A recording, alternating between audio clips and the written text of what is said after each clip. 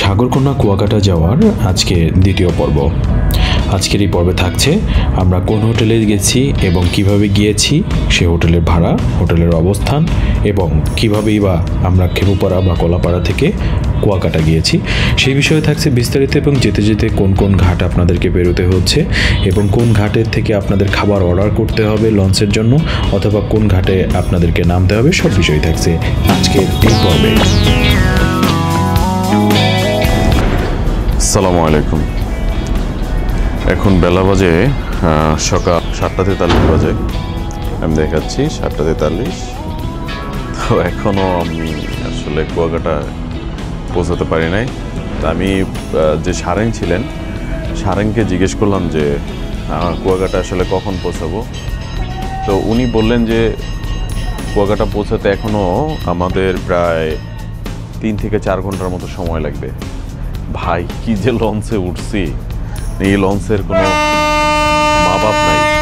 এই একটু পরপর বিভিন্ন স্টপেজ করতেছে। আমার মনে হয় এই পর্যন্ত কম করে হলেও 10 থেকে 12টা স্টপেজ করে ফেলছে।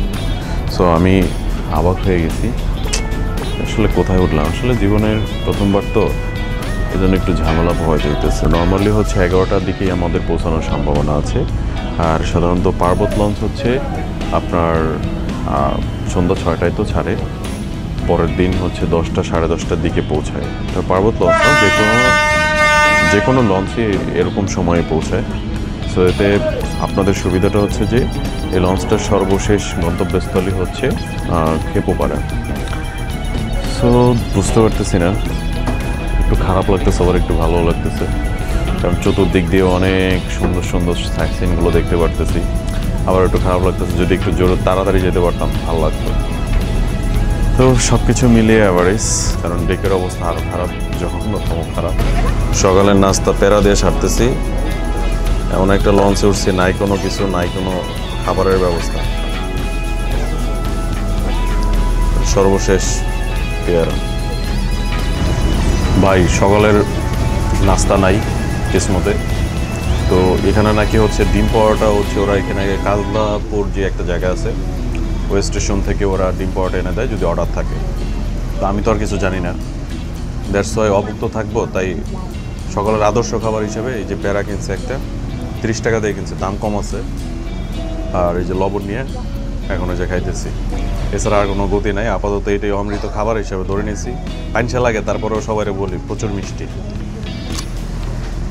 আপনারা অবশ্যই খেপুপাড়ার উদ্দেশ্যে যদি আপনারা যাত্রা করেন, অবশ্যই আপনারা স্টাফদের বলে রাখবেন যে ওদের জন্য যেন অবশ্যই আপনাদের জন্য নাস্তা রেডি করে রাখে।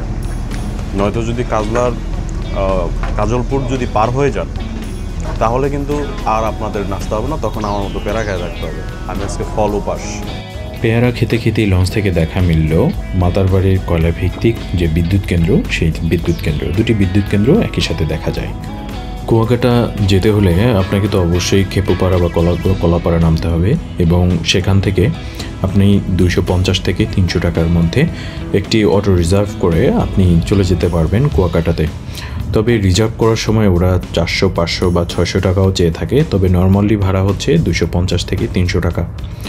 আর যেতে যেতে আপনাকে একটা কথাই বারবার মনে করিয়ে দেবে এই প্রকৃতি, যেন আপনি গ্রামের একটি আঁকাবাঁকা মেঠো পথ দিয়ে আপনি এগিয়ে যাচ্ছেন সাগরকন্যা কুয়াকাটার দিকে। আর যেতে যেতে আরেকটা জিনিস আপনি দেখতে পাবেন, সেটা হচ্ছে প্রতিটি বাড়ির সামনেই দেখবেন যে একটা করে পুকুর কাটা আছে।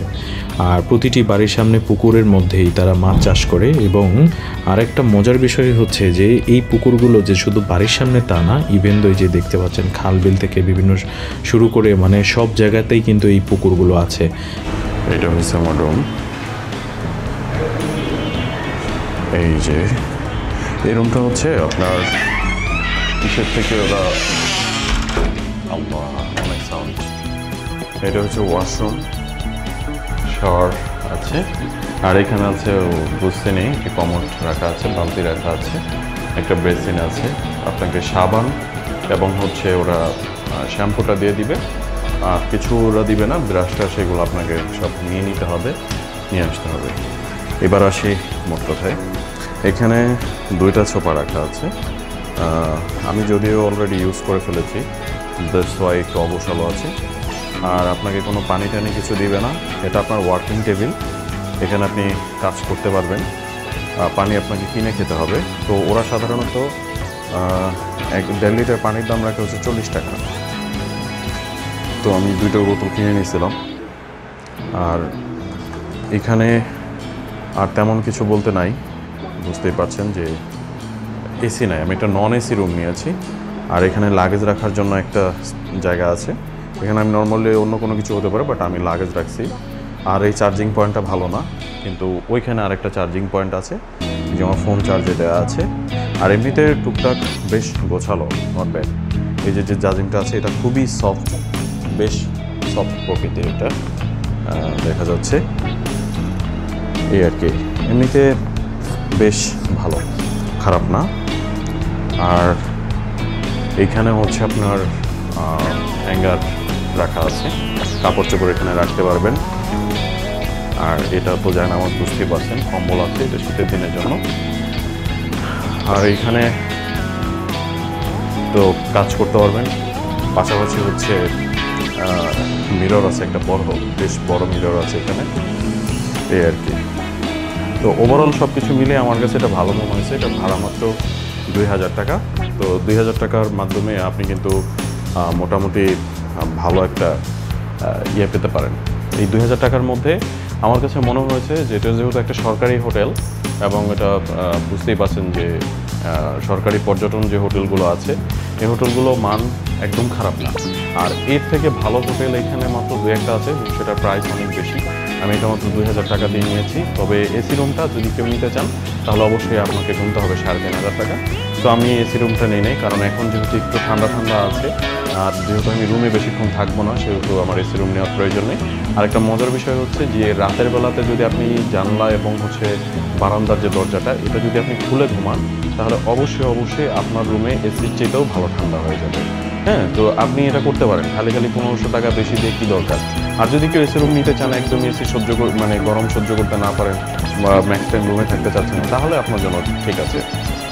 আর কুয়াকাটাতে দর্শনীয় বলতে তেমন কোনো জায়গা আমার চোখে আসলে পড়ছে না। আর কয়েকটা জায়গা আছে, এইগুলো আসলে খুব বেশি অ্যাট্রাক্টেড বলে আমার মনে হয় না। তো কুয়াকাটাকে আরও বেশি পর্যটন বন্ধু করা উচিত, পর্যটন বান্ধব করা উচিত। এবং এখানের যে রাস্তাঘাটগুলো আছে আপনাদেরকে অলরেডি দেখাইছি, শুধু গ্রামীণ কিছু পরিবেশ আছে, এগুলো খুবই ভালো লাগবে। আর এখানে আছে হচ্ছে বারান্দা আছে, এটা তো বুঝতেই পারছেন যে বারান্দা, এটা বারান্দায় দাঁড়ালে কিন্তু আপনি খুব সুন্দর একটা ভিউ পাবেন, দারুণ একটা ভিউ পাবেন। ফ্রেন্ড, এই ছিল আমার আজকের রুমের ব্লগ। আমার পরবর্তী ব্লগ অবশ্যই দেখবেন। আর এই ব্লগ এখানে শেষ করছি। ভালো থাকবেন সবাই। আসসালামু আলাইকুম।